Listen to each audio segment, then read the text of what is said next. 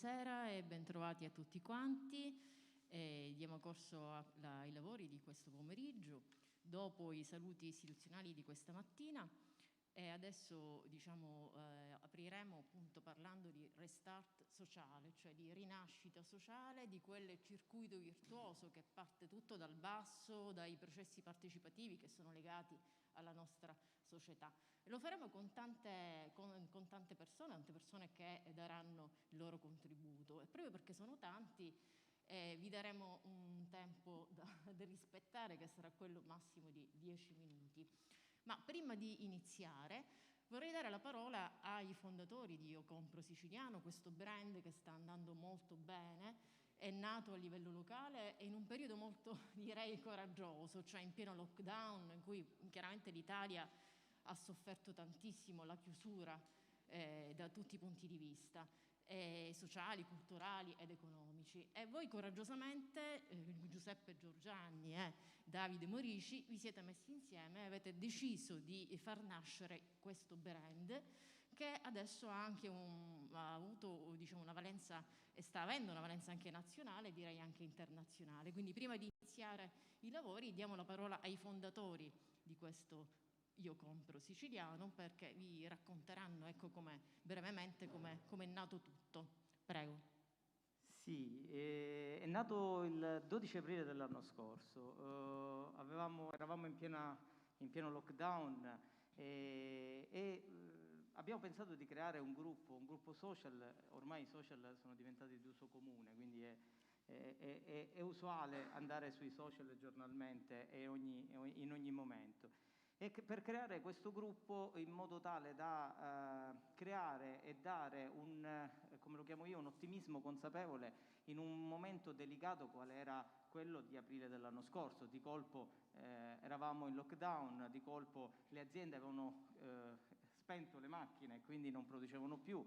La gente era un po' spaesata, un po' messa alle corde, e quindi praticamente lo abbiamo fatto più per dare un aiuto a tutti quanti da quello che ormai i social rappresentano. E quindi da lì è nato questo. In una settimana ci siamo ritrovati con ben 80.000 persone, dopo un mese eravamo 125.000, oggi siamo una comunità di 300.000 persone che stanno dando un contributo, stanno cercando di dare un contributo. Noi lo diciamo sempre, stiamo cercando in ogni modo di promuovere la nostra bell'isola, la nostra Sicilia, che, come dico io sempre, non è solo una regione, ma è un continente, perché realmente abbiamo tutto. Molto spesso siamo rimasti un po' indietro rispetto ad altre regioni, ma pian piano le eccellenze ci sono tante, e quindi basta metterle in luce per andare avanti e per evolverci. E quindi il nostro motto di solito è quello di dire: noi cerchiamo di promuovere la Sicilia nel mondo e di cercare di portare il mondo in Sicilia per visitarla. Abbiamo organizzato queste 4 iniziative, questi 4 convegni, perché crediamo che viviamo un periodo storico particolare, un periodo storico che può essere paragonato ad una guerra, quindi ad un post guerra, anche se ancora questa guerra non è finita, non sappiamo neanche quando finisce. Adesso, ieri, purtroppo, ahimè, siamo andati in giallo nuovamente e quindi siamo ricaduti un po' indietro. Ma questo deve essere la base per ripartire. Infatti l'abbiamo chiamato Sicilia Restart proprio per questo, perché vogliamo dare le basi per la ripartenza, e le basi per la ripartenza sono su 4 punti strategici, che sono la cultura, e l'abbiamo trattata stamattina, il sociale, che lo andremo a trattare con illustri ospiti oggi pomeriggio. Domani tratteremo le imprese, perché le imprese sono veramente un punto forte, un po' di tutto l'economia di un paese. E poi nel pomeriggio di domani tratteremo un altro tema che, come diceva stamattina il dottor Raul Russo, il turismo. Il turismo ormai è un'industria che ci dà capacità alla Sicilia di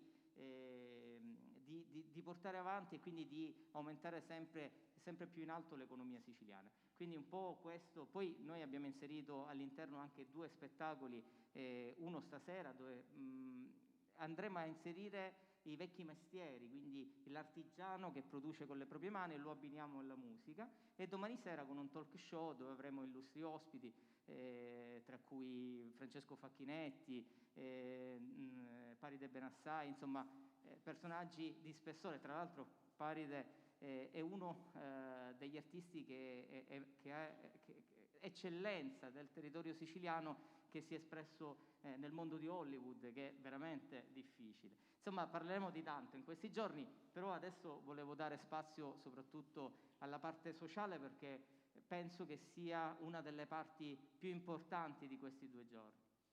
Bene, grazie. Davide Morici, vuoi aggiungere Sì, qualcosa? intanto diciamo che c'è la ripartenza, come diceva Giuseppe, ma noi siamo nati vaccinati, che siamo nati nel primo lockdown, quindi l'abbiamo sempre detto. Oggi il tema è assolutamente un tema sensibile, a cui noi abbiamo creduto al punto che anche strutturalmente Io Compro Siciliano è la prima società benefit siciliana, quindi, ovvero benefit sono le società un po' del futuro, cioè un SRL abbinata al comparto onlus, proprio perché crediamo che dal sociale assolutamente si può creare economia. Stamattina abbiamo trattato un po' quello che è la rivalutazione dei borghi, ma contemporaneamente anche quanti giovani dai borghi, che in Sicilia ne siamo pieni, quanti giovani sono pronti a partire. Parlavamo in Sicilia forse c'è il borgo che ha l'eccellenza ai fini di numeri di giovani che vanno via, che è Aragona, cioè proprio ai fini di percentuale è il borgo, il comune che ha più giovani che vanno via. E sicuramente attività, perché stamattina avevamo la referente della Via dei Tesori, che per ora c'è questa manifestazione di rivalutazione dei borghi.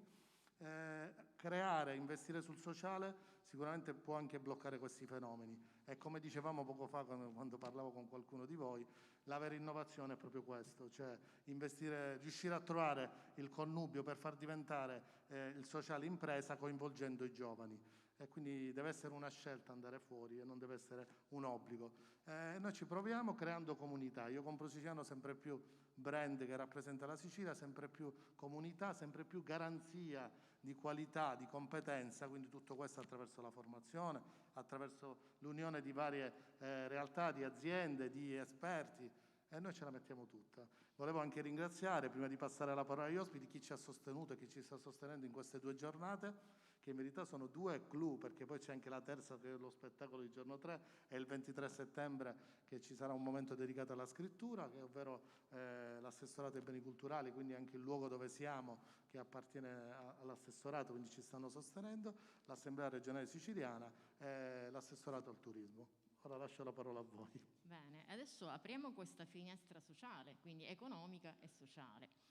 Io vi faccio solo una premessa. Io ringrazio appunto chi mi ha invitato, anche voi che mi avete invitato a moderare questo incontro, perché è da 25 anni che mi occupo di giornalismo sociale ad ampio raggio, nel cercare proprio di raccontare tutti i processi virtuosi di una Sicilia che funziona, di una Sicilia che cerca, nonostante i diversi problemi, di andare avanti, a partire anche dalle buone notizie, perché in un mondo che è sempre più problematico e pieno di tanti aspetti negativi, è molto facile essere fagocitati ed essere soffocati all'interno di questo contenitore negativo. Invece proprio abbiamo bisogno di far emergere, così come state facendo voi, una Sicilia diversa, quindi l'altra faccia della medaglia. Iniziamo subito adesso con un collegamento, il primo collegamento online di chi da sempre si è occupato di sostenere le imprese no profit sociali e i progetti che partono realmente dal basso, soprattutto per rispondere a dei forti bisogni sociali che riguardano soprattutto aree periferiche della Sicilia, tante aree periferiche della Sicilia. Dovremmo adesso essere infatti quindi in collegamento con Carlo Borgomeo, che è il presidente di Fondazione con il Sud. Non so se il collegamento è pronto. Sì. Buon pomeriggio, dottore Borgomeo. Buon pomeriggio a voi. Ecco, voi di Fondazione con il Sud avete da anni sostenuto tantissimi progetti sociali che hanno dato grande ossigeno e continuano a dare grande appunto respiro a tanti giovani e anche meno giovani. Prego. Grazie dell'invito. Chiedo scusa di non essere presente all'iniziativa. Sono molto curioso e anche molto contento di conoscere meglio questa vostra avventura, che dalle poche cose che ho sentito nella presentazione si presenta certamente molto interessante e molto innovativa. Diciamo che quando noi del Sud incrociamo, noi che ci occupiamo di Sud da tanto tempo, incrociamo delle iniziative che realmente partono dal basso, che realmente mettono insieme le aspirazioni, la voglia di fare delle persone, siamo contenti, perché la storia dello sviluppo in qualche modo tradito del nostro Sud è una storia in cui l'iniziativa veniva sempre dall'alto. Qualcuno ci spiegava che cosa bisognava fare per meritare i soldi che venivano dal centro, qualcuno ci dava le regole del gioco, qualcuno ci dava gli obiettivi. Questo è un tentativo, dai numeri che ho sentito mi pare molto ben avviato, di capovolgere questo paradigma e di partire dalla gente, dalle persone, dalle esperienze, che detta così può sembrare un comizio, una battuta banale, e invece diciamo, nasconde una questione ben più seria e ben più importante. La Fondazione Con il Sud, sì, per mestiere fa quello che ha ricordato lei brevemente, e cioè sosteniamo progetti presentati da azioni del terzo settore, non da sole, mai da sole, ma in partenariato tra di loro e con altri soggetti, in diversi campi del sociale. Finora abbiamo sostenuto più di 1100 progetti, la Sicilia rappresenta il 25% dei nostri progetti, quindi per quanto riguarda la Sicilia siamo intorno ai 260-280 progetti sostenuti in diverse situazioni, in diversi... l'inquadratura vedo che si sposta, io non sto facendo niente, però. Io sono fermo, c'è qualche problema dell'inquadratura. Comunque, se mi sentite, dicevo, nei settori più svariati, a partire dalla educazione dei giovani, e quindi la lotta alla dispersione scolastica, la prevenzione dell'abbandono scolastico, l'impegno per l'accoglienza dei migranti, tema sempre molto delicato ma decisivo, l'impegno per quanto riguarda la inclusione di soggetti fragili, di disabili psichici o fisici, l'impegno per le famiglie dei detenuti, l'impegno per prevenire le violenze di genere, insomma tutto quanto è sociale, abbiamo una discreta esperienza. E poi ci tengo a sottolineare che in Sicilia abbiamo sostenuto 3 fondazioni di comunità.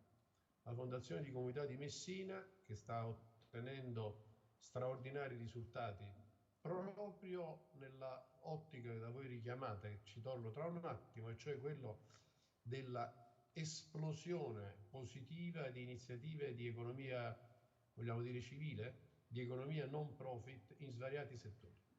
L'altra è la fondazione di Agrigento e Trapani, e l'altra è la fondazione della Val di Noto. 3 esperienze molto belle, quella di Messina è la più forte perché è incominciato 11 anni fa, e quindi la Sicilia risponde bene alle opportunità che la Fondazione Con il Sud dà. Ma qual è il ragionamento che noi facciamo? È che oggi io mi trovo già fatto da voi, e quindi il mio compito è particolarmente facilitato. Cioè noi sosteniamo che intervenire sulle questioni sociali è innanzitutto, ovviamente, il tentativo di riequilibrare situazioni di grande ingiustizia sociale, di, come dire, limitare i danni che le istituzioni, la politica in generale provoca. Ci sono iniquità inaccettabili, ci sono migliaia di ragazzi, decine di migliaia di persone che al mattino si alzano e viveranno una giornata nella quale sono loro negati dei diritti fondamentali. Quindi questa è lei prima faceva cenno ai quartieri periferici. Beh, i quartieri periferici delle grandi aree metropolitane sono ormai, diciamo, l'espressione più alta, più forte e più drammatica delle diseguaglianze, purtroppo un po' sottovalutate dalla politica. Io dico sempre, ogni volta che c'è un nuovo ministro per il Mezzogiorno, che io incomincerei con un segnale forte sulle aree marginali, dove appunto si concentra il disagio. E perché si fa questo? Appunto per tentare di dare una mano al terzo settore che fa queste operazioni. Ma il punto sul quale noi insistiamo molto, e guardate, questo lo dico non per una scelta ideologica, non per una riflessione teorica, ma per quello che vediamo, succede un fenomeno straordinariamente importante che va fortemente valutato, va fortemente sostenuto. Qual è il fenomeno? Il fenomeno è che molte di queste esperienze, che ho citato in maniera molto superficiale, nascono sempre dall'esigenza di alcune organizzazioni di terzo settore di dare una risposta a bisogni che si manifestano sui territori. Quindi si mette insieme un'associazione di volontariato con una cooperativa sociale perché tenta di fare un intervento contro la dispersione scolastica, ovvero per fare inclusione di soggetti fragili, disabili psichici, ovvero per fare altre cose. In Sicilia, ho dimenticato di dirlo, abbiamo straordinarie esperienze di valorizzazione di beni confiscati alle mafie, sempre ad opera di soggetti del terzo settore. Bene, la spinta di questi soggetti è una spinta che vuole risolvere una questione, un'ingiustizia. Possiamo definirlo come una spinta di solidarietà.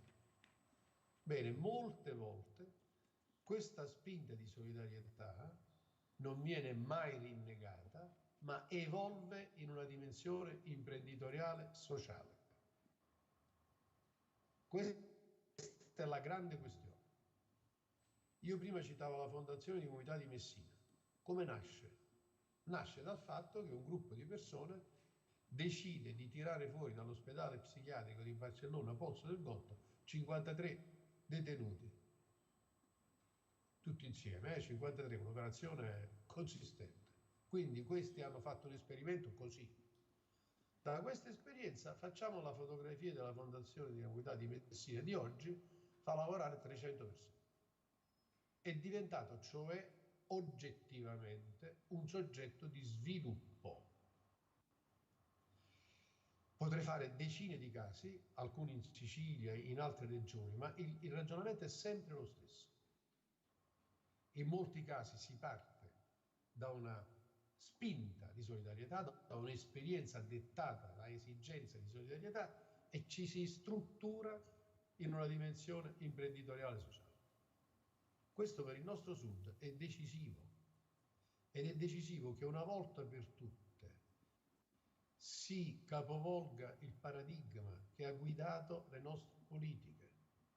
Ancora oggi, se chiediamo in giro, ma com'è che in Sicilia ci sono così pochi posti di asili nido? Beh, la risposta è perché la Sicilia non ha una crescita economica sufficiente.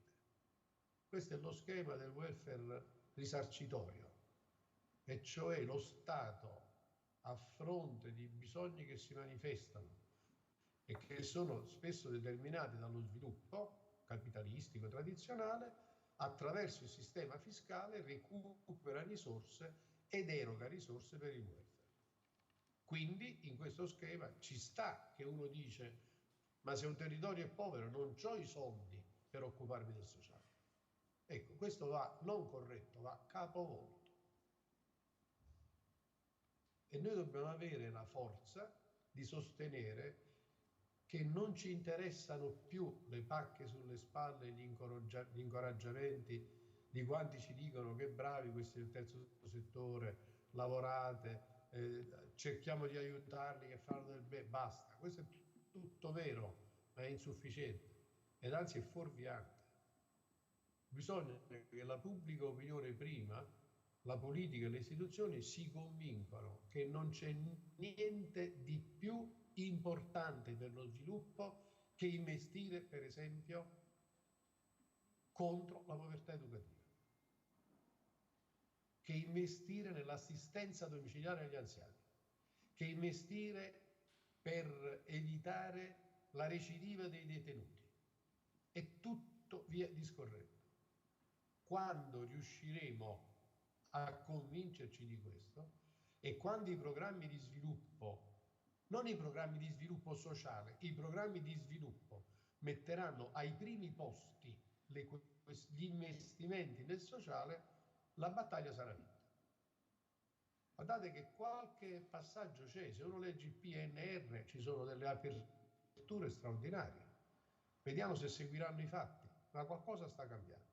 E questo qualcosa deve essere questa affermazione, che vi assicuro, guardate, non ho nessun interesse, nessuna voglia a fare battute ad effetto. Ripeto, è frutto dell'esperienza. Da 13 anni alla Fondazione Con il Sud e da 33-34 anni che mi occupo di Sud a vario titolo.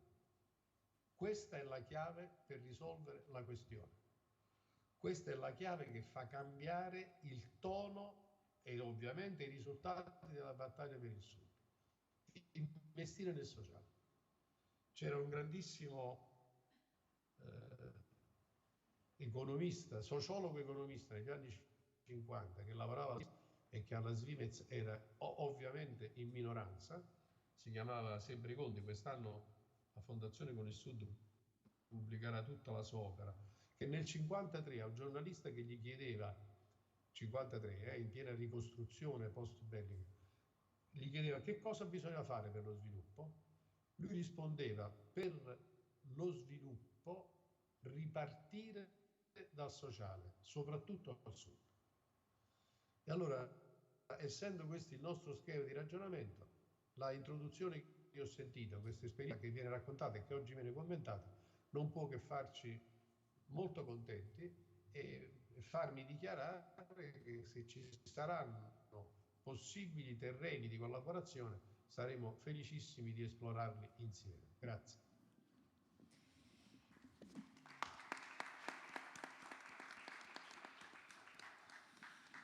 Dottore Borromeo, grazie davvero e grazie soprattutto per le risposte che continuate a dare ai bisogni del nostro Paese e naturalmente di tutto il Sud. E adesso proseguiamo con questo circuito virtuoso, no? Diamo la parola a Claudia Segre, che è presidente del Global Thinking Foundation ed è impegnata non soltanto a livello nazionale ma anche a livello internazionale. Mi ha raccontato poc'anzi che appunto state portando avanti anche delle interlocuzioni con la Francia e anche con l'America. Prego. Sì, intanto grazie di questo invito. Ci siamo conosciuti con Io Compro Siciliano proprio l'anno scorso, in concomitanza con la tappa della Mostra Culturale per l'Inclusione Sociale Libre di Vivere a Palermo, che la prossima settimana arriverà a Catania. E abbiamo da subito condiviso, sulla scia di quello che diceva Borromeo, quanto sia cruciale mettere l'ambito sociale al centro di politiche sociali che appunto devono essere di investimento sul sociale, sulla cittadinanza nei confronti delle persone, perché di sussidi non si può andare avanti e perché coloro che lavorano nel terzo settore proattivamente, che siano da un punto di vista di fondazioni filantropiche come la nostra, che siano società benefit, hanno lo stesso scopo: creare quella ripartenza, quella rigenerazione civile, sociale, umana, basata sui valori che fanno parte del nostro modello. Noi infatti lavoriamo in Italia, in Francia e negli Stati Uniti partendo dal territorio, con le istituzioni del territorio e con gli enti che lavorano socialmente sul territorio. Ed è così che è nato questo amore per il continente siciliano, proprio 4 anni fa, quando per la prima volta abbiamo avuto un incontro con l'università e gli studenti per quanto riguarda la protezione protezione dei risparmiatori nei confronti delle frodi e dell'abuso economico, sul quale noi lavoriamo proprio per prevenire la violenza economica nei confronti delle famiglie e delle donne in un paese che, come sappiamo, ha una carenza di competenze economico-finanziarie gravissima, che non fa altro che rendere più fragili le persone, fargli mancare quella consapevolezza di fare delle scelte che permettono a una famiglia, a un giovane, a una donna di affrancarsi da una situazione di sudditanza, di isolamento economico, che vuole dire tirarli fuori dall'ambito sociale, escluderli. Ma, come sappiamo, abbiamo un'agenda 2030, una magnifica piattaforma politica che già solo se fosse sposata per intero da governi e partiti già sarebbe un grosso passo avanti, visto che anche il nostro governo l'ha firmata. Ma purtroppo tanti passi indietro sono stati fatti rispetto a quelli che si potevano fare avanti.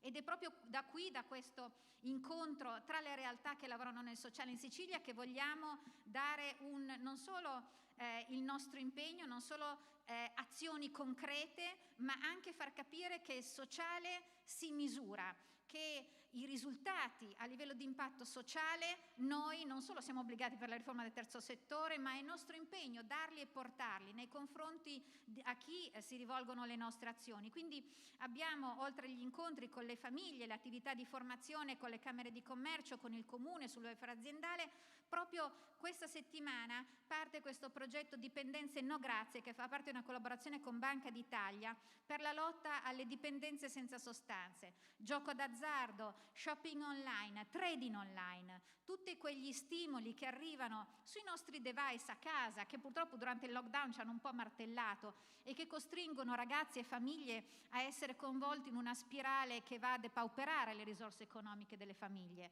Quindi lavorare su questo territorio, partire dalla Sicilia per portare quelle buone pratiche che poi saranno condivise a livello nazionale, fa parte di un impegno laddove sappiamo che da un punto di vista terapeutico sul gioco d'azzardo molto sia stato fatto, ma sulle altre dipendenze purtroppo no, mancano i dati, mancano le attività che vengono fatte per lo più ad personam e non viene fatta in maniera sistematica laddove le famiglie stanno soffrendo di questo tipo di veramente esaurimento di risorse e di difficoltà ad andare avanti, soprattutto a chi rivolgersi.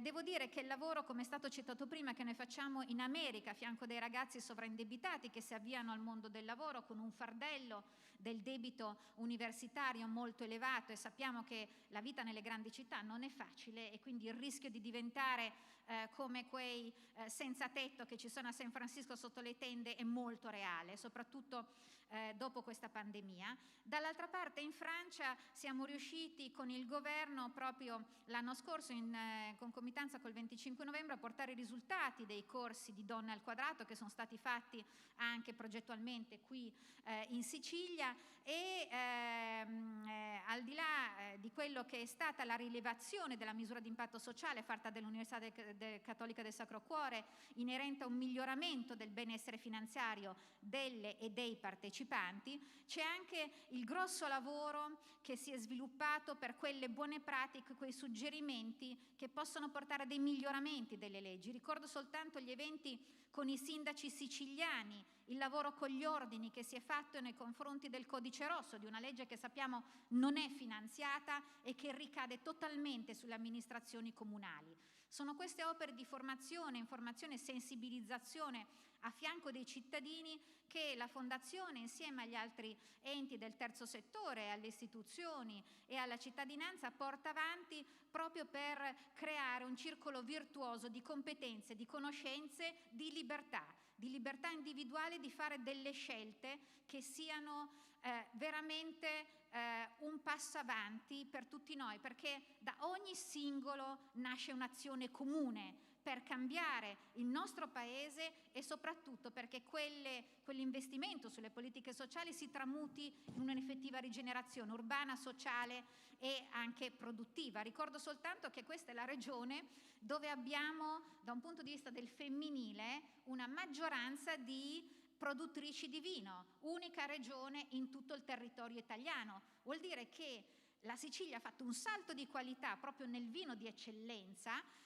come nessun'altra regione. Questa è la dimostrazione della grande risorsa che la sostenibilità e la messa in moto di queste risorse enormi che ha questo continente siciliano possa veramente fare la differenza ed essere d'esempio a tutto il territorio, solo e soltanto se, al di là del messaggio e del nostro impegno concreto che lanciamo da qui, anche le istituzioni comprendano che qui non si tratta degli aiuti al mezzogiorno, qui si tratta di un mezzogiorno che fa la differenza e che sa veramente distaccarsi da certe vecchi retaggi che non hanno niente a che fare con la realtà della dignità delle persone e del loro impegno. Parlavo ieri con delle imprenditrici, la scorsa settimana a Ragusa abbiamo raccolto alcune testimonianze e ci dicevano: qui non sono mai mancati prodotti nei supermarket. Io vivo a Milano e vi assicuro che durante il primo lockdown nei supermarket non ci si riusciva ad approvvigionare, le famiglie hanno vissuto momenti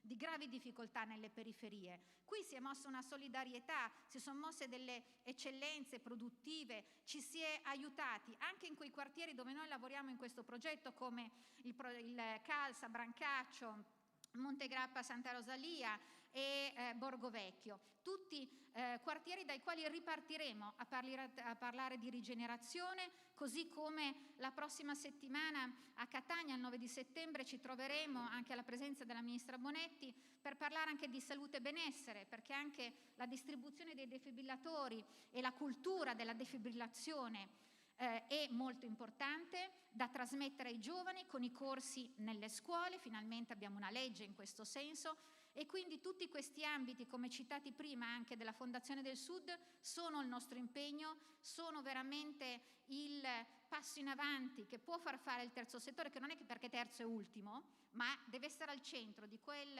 progetto di proiezione di coesione sociale che sta tanto a cuore al nostro Presidente Mattarella e che abbiamo veramente l'occasione di mettere in atto e produrre in concreto anche grazie a questo momento particolare che è dato da questo piano del PNRR, che non è altro che un piano di resilienza dove ognuno di noi può fare la sua parte con le proprie responsabilità, con i propri doveri, ma soprattutto per portare azioni concrete, e proprio partendo dalla Sicilia.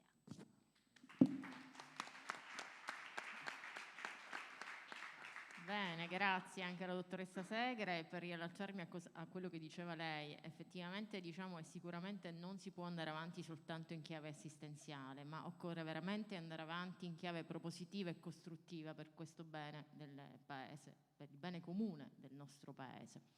Adesso dovremmo avere un altro collegamento online, vediamo se è pronto, sì, lo vediamo, con il dottor Giovanni Campagnoli, che è il presidente di Riusiamo l'Italia. Prego, ci racconti pure di questa esperienza. Ci sente? Grazie dell'invito. Si sente bene? Sì, sì. La sentiamo. Grazie, grazie dell'invito. Bene.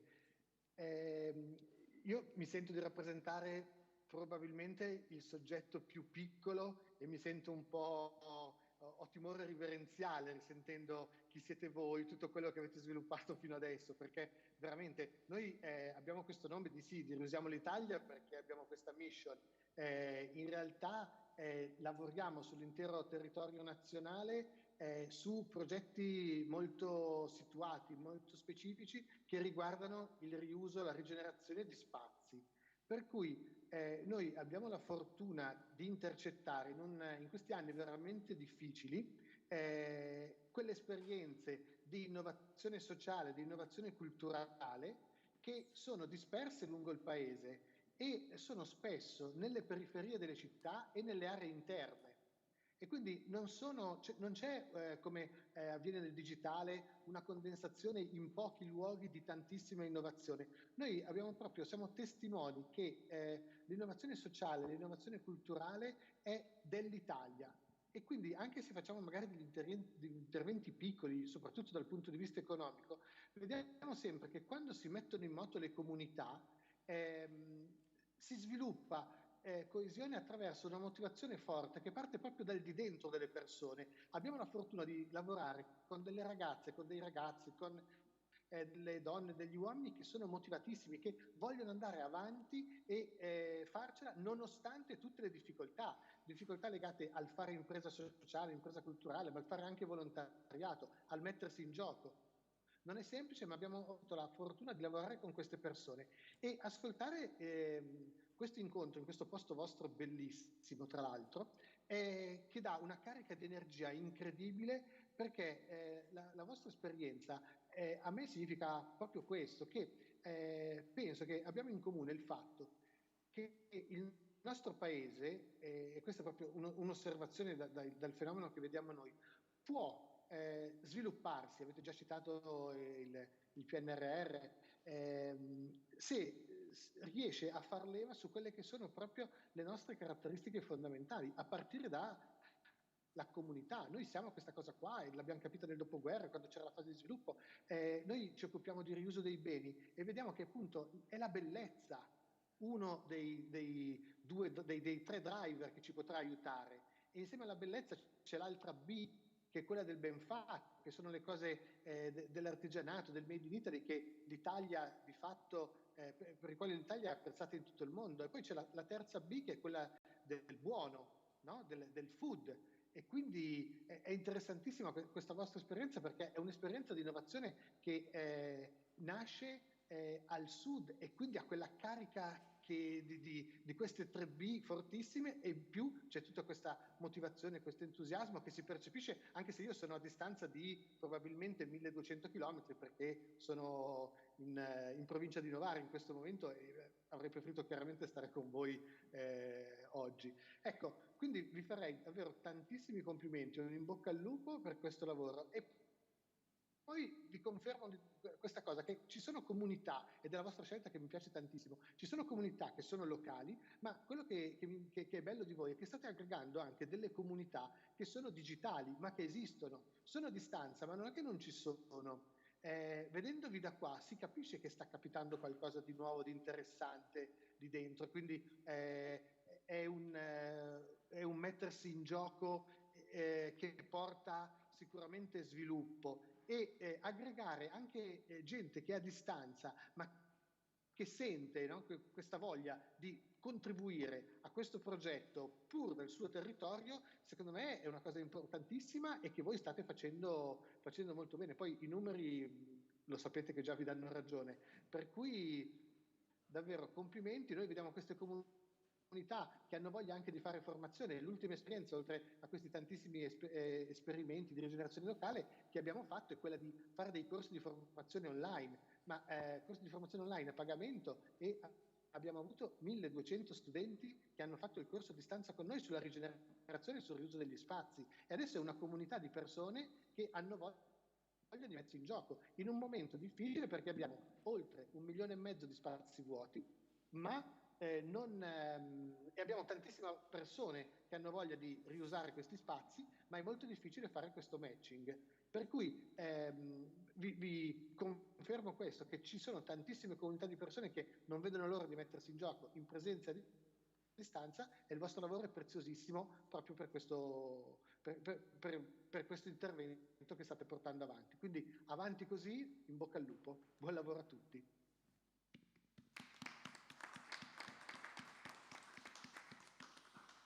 Grazie a lei per aver completato, aver aggiunto un'altra finestra, un'altra importante finestra sociale legata questa volta proprio al riuso e alla rivalorizzazione degli spazi, no?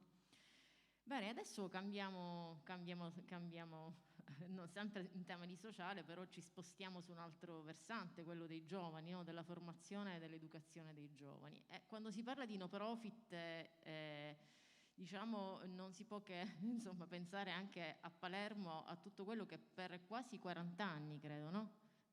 Ha fatto Francesco Di Giovanni, che è presidente dell'Associazione Inventare Insieme, che gestisce il centro polifunzionale e le officine creative, no? Del centro appunto Tao. Prego. Sì, intanto grazie per l'invito. Quando con Davide ci siamo trovati a confrontarci su questa esperienza che stavano sviluppando sia Io Compro Siciliano che adesso questo momento di confronto, c'è stata una grande attenzione, ci siamo fermati anche sul nome. Io compro siciliano e il verbo comprare per me si unisce, grazie alla loro esperienza, al verbo vendere e forse anche al verbo produrre siciliano, perché dietro a una persona che compra o davanti a una persona che compra c'è una persona che vende. E la cosa bella di questa esperienza è che dietro chi vende c'è anche chi fa, e quindi una operosità, una laboriosità che in questo momento è importante riprendere, perché io penso che una delle riflessioni che dobbiamo portare avanti in maniera forte in questo momento è che nulla è perduto e nulla va sprecato. Ecco, penso che il tema dello spreco possa essere forse il tema centrale anche del mio intervento, perché noi viviamo in una società e in un mezzogiorno dove la maggior parte del capitale che la nostra terra ha a disposizione è un capitale che viene sprecato. Mi riferisco principalmente al capitale umano, cioè laddove una società si permette di non garantire la formazione di una percentuale altissima dei giovani. Noi abbiamo nel nostro territorio ZISA circa l'80% nella zona più svantaggiata di giovani che non proseguono l'istruzione superiore. Questo è un grande spreco. Questo è uno spreco che noi non possiamo permetterci. Questo è uno spreco tipico delle periferie, ma è soprattutto tipico di un mezzogiorno che non è riuscito a pensare a qualificare i ragazzi, ad organizzare un processo formativo che sia adeguato a rispondere ai bisogni, ma anche a rimettere in moto l'economia. Uno spreco che purtroppo poi sulla nostra terra diventa anche opportunità di sviluppo per i circuiti dell'economia illegale e della criminalità. Quindi è uno spreco drammatico. Io leggevo nel testo Il lungo mezzogiorno la riflessione di Giuseppe De Rita, dove diceva: non è l'economia che traina il sociale, ma il contrario. Per fare sviluppo occorrono processi di autocoscienza e autopropulsione collettiva, non interventi dall'alto. Ho sempre tenuto a mente questi principi studiando il mezzogiorno italiano. Beh, questo un po' è anche la sintesi del ragionamento fatto all'inizio da Carlo Borromeo. Io penso che economia e sociale non siano da mettere in contrapposizione. Io penso che ciò che unisce l'economia e il sociale, ma quello che ci ha detto prima la dottoressa Segre, è il concetto di valore. Oggi l'economia si muove sul concetto di valore piuttosto che sul concetto economico del capitale monetario. E la nostra terra è una terra piena di valore, oltre che di valori, perché nella riflessione sempre che faceva la dottoressa Segre, se noi oggi siamo riusciti a costruire anche durante il lockdown esperienze di comunità, è stato possibile perché la nostra comunità ha ancora dentro valore e valori. Quindi è questo, secondo me, la chiave sulla quale dobbiamo sviluppare i nostri processi, ma soprattutto li dobbiamo sviluppare tenendo conto, e qui diciamo gli interventi di Carlo Borromeo e di Giovanni Campagnoli, persone con le quali ci confrontiamo continuamente sui modelli da sviluppare sul territorio, è proprio il superamento dell'assistenzialismo. Anche qui mi riferisco all'intervento della dottoressa Segre. Non possiamo continuare a pensare che la nostra struttura sociale possa reggersi sui sussidi. È una cosa, diciamo, aberrante, sia dal punto di vista sociale, perché non crea identità, non crea valore, non crea dignità.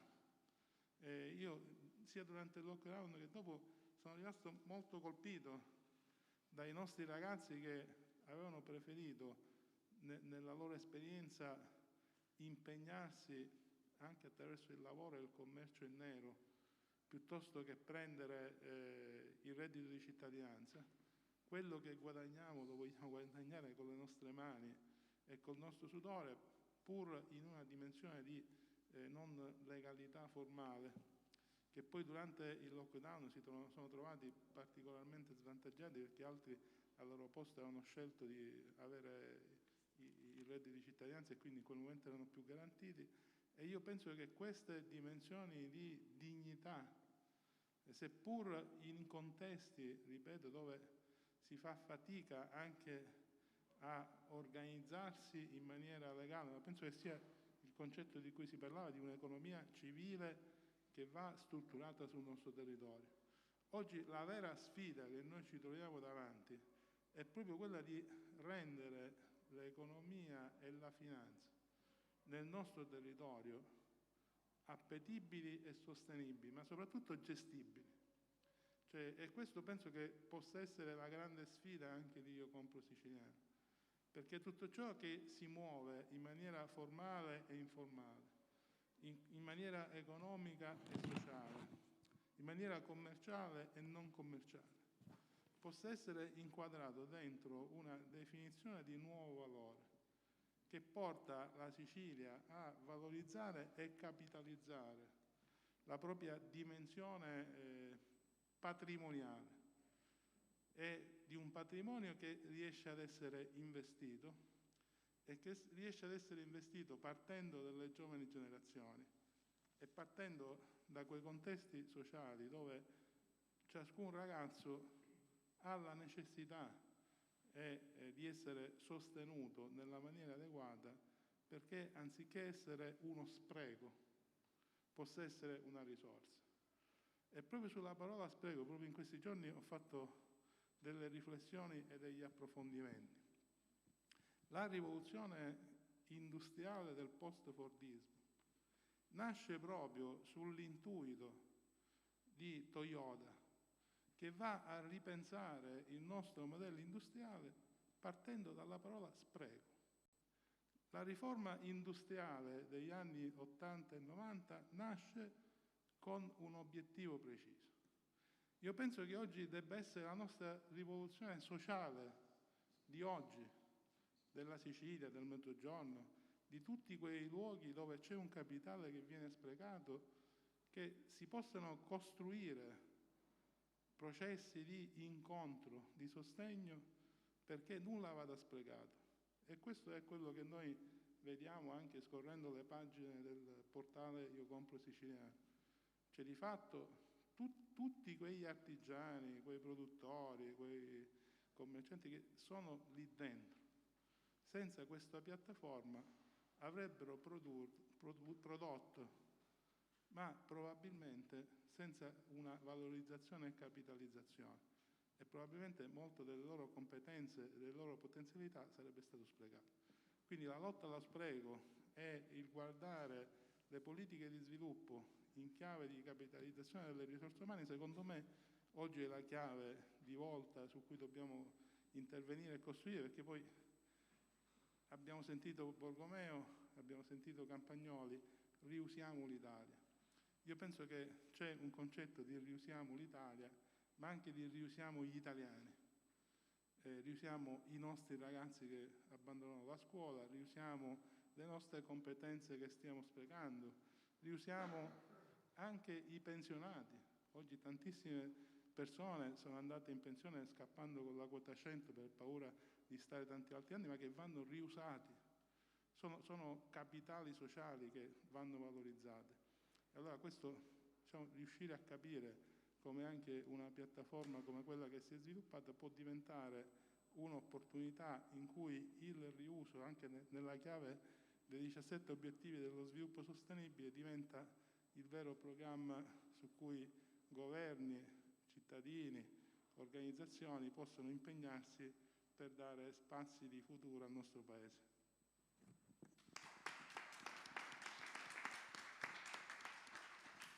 Grazie a Francesco Di Giovanni, con cui ci conosciamo da anni e quindi parliamo quasi lo stesso linguaggio, e condivido pienamente il fatto che ancora ci sia tantissimo lavoro da fare per garantire le stesse opportunità a tantissimi giovani che vivono nelle aree territoriali più problematiche delle città siciliane e non solo, naturalmente. Bene, adesso diamo la parola sia a Lucrezia Lobuono, che è coordinatrice della Daniele Viganò Academy, e poi dal suo presidente, proprio Daniele Viganò, che ci racconteranno appunto di quello che fanno nell'ambito appunto della formazione sociale ed economica. Prego. Grazie intanto e buon pomeriggio a tutti. Io vorrei ringraziare davvero tantissimo per questo invito Giuseppe Giorgianni e Davide Morici, che veramente con questa iniziativa e con questa ripartenza, oggi è il 1° settembre, e davvero danno questa occasione di poter condividere e parlare di tematiche così importanti come quelle dell'impresa e soprattutto dell'impatto che attraverso le imprese noi possiamo avere anche nel sociale. Vedete, tante aziende, soprattutto quelle più grandi, ad oggi hanno tutte un dipartimento di social corporate responsibility, quindi c'è una sempre più importante focus e attenzione per quanto riguarda le dinamiche sociali. Ebbene, noi oggi siamo qua e davvero per noi è un piacere e un onore in questa Palermo, dove siamo passati solo una volta, perché appunto con la nostra società, con la nostra attività di formazione agli imprenditori, alle aziende, alle PMI, anche noi a nostro modo abbiamo l'onore di poter fare e di poter avere un grande impatto dal punto di vista sociale, creando un rinascimento proprio a livello delle aziende, a livello imprenditoriale. E crediamo che gli imprenditori possano fare tanto nel sociale.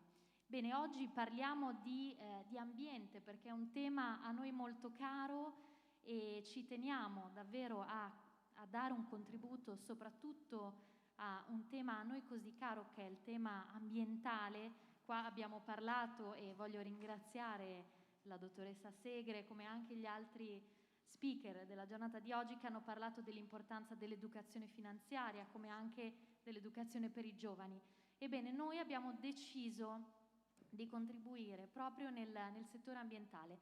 Come lo abbiamo fatto? Abbiamo creato una partnership con un'associazione che opera a livello non solo nazionale, che è nata in Grecia a seguito di tutti gli incendi che ci sono stati nel 2018, ma che opera anche a livello internazionale. E quindi abbiamo, attraverso questa partnership, creato una serie di eventi e di occasioni per poter aiutare l'ambiente. Vedete, se ognuno di noi, come persone fisiche o anche come aziende, proprio perché oggi parliamo di restart sociale, quindi dell'impresa e del sociale, se ognuno di noi riuscisse nel nostro piccolo, a livello proprio personale o anche attraverso le aziende in cui lavoriamo, le organizzazioni a cui partecipiamo, se riuscissimo a creare anche un piccolo impatto, sicuramente sarebbe un pianeta diverso, sarebbe un mondo migliore. Ecco, noi abbiamo deciso di farlo in due modi. Da un lato abbiamo l'opportunità di aiutare e quindi aiutare attraverso la prevenzione, attraverso quello che è tutte le attività che facciamo con l'associazione nostra partner. Aiutiamo anche i bambini nelle scuole, quindi facciamo educazione dei bambini e aiutiamo nella prevenzione. In che modo? Passiamo le informazioni che contano, quindi se riusciamo a sensibilizzare la popolazione e soprattutto le nuove generazioni nei confronti dei rifiuti, nei confronti dell'ambiente, per far sì che diventi un'abitudine che noi se troviamo per strada un rifiuto, magari ci fermiamo un attimo, lo prendiamo, lo raccogliamo e lo buttiamo. Se tutti facessero così sicuramente ci sarebbe meno degrado ambientale. Ebbene, dall'altro lato abbiamo deciso di agire con anche attività di aiuto nei confronti delle emergenze. Gli incendi che ci sono stati in Sicilia poche settimane fa, come anche proprio l'idea di aiutare quelli che sono gli obiettivi dell'Agenda 2030 delle Nazioni Unite, dell'Agenda della sostenibilità. Quindi abbiamo deciso di andare verso questi obiettivi.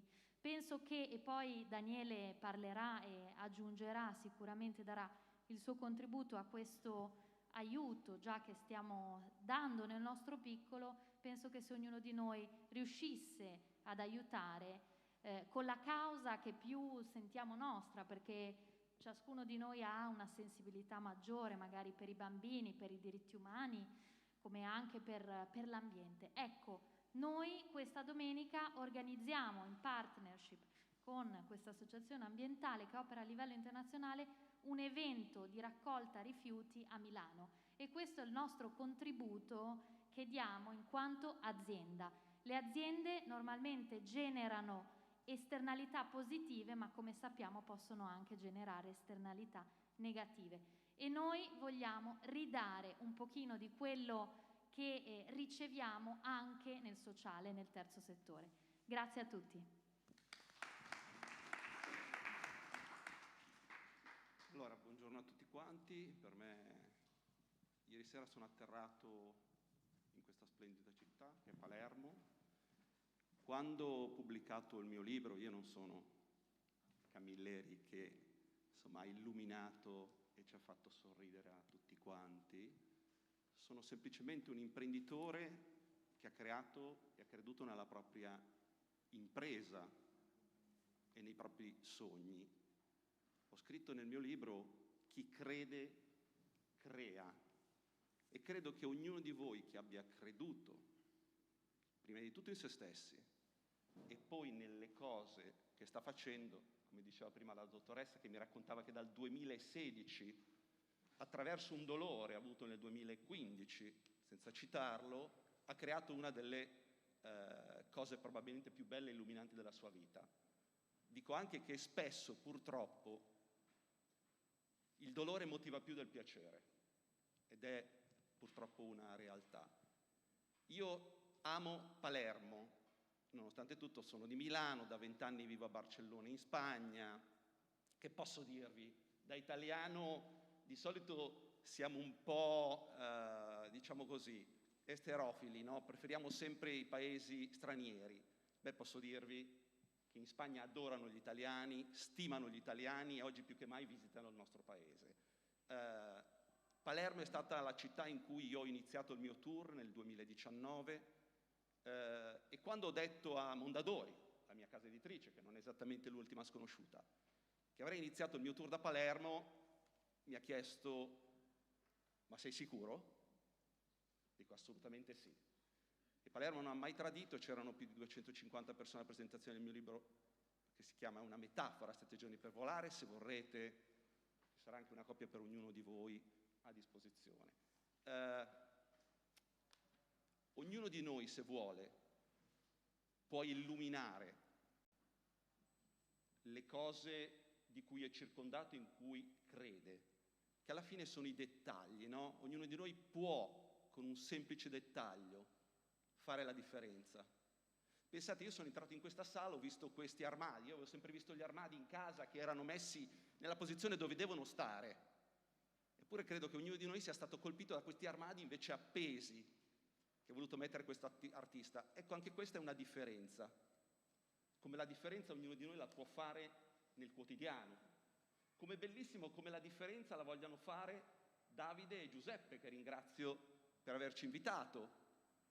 In un mondo in cui tutti ci siamo lanciati, soprattutto negli ultimi 18 mesi, per cercare di vendere un prodotto, un servizio, un sogno, utilizzando ovviamente un nome inglese, perché sennò è di difficile comprensione, loro hanno invece deciso di iniziare a utilizzare una delle cose più belle, credo per chi è siciliano, anche una delle cose più che ti fa sentire più orgoglioso. Io compro siciliano, perché se una cosa è buona, la gente troverà la maniera di trovare anche questo portale. Pensiamo a Google.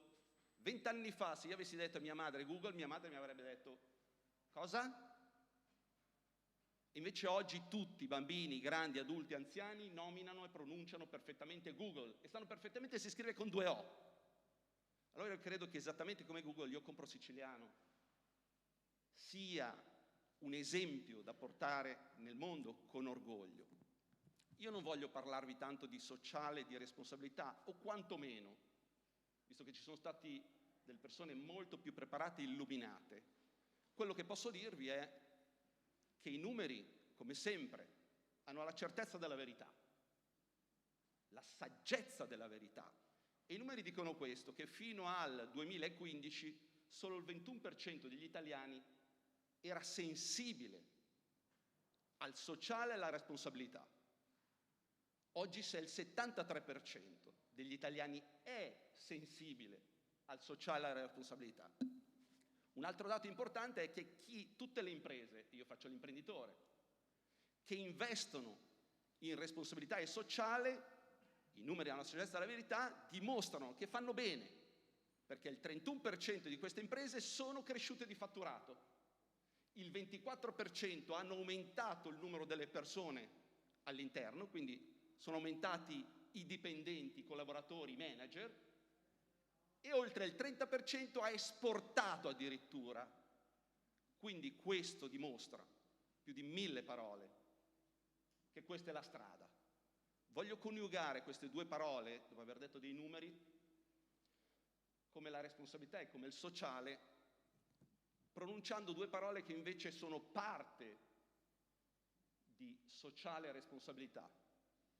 La prima sono proprio i dettagli.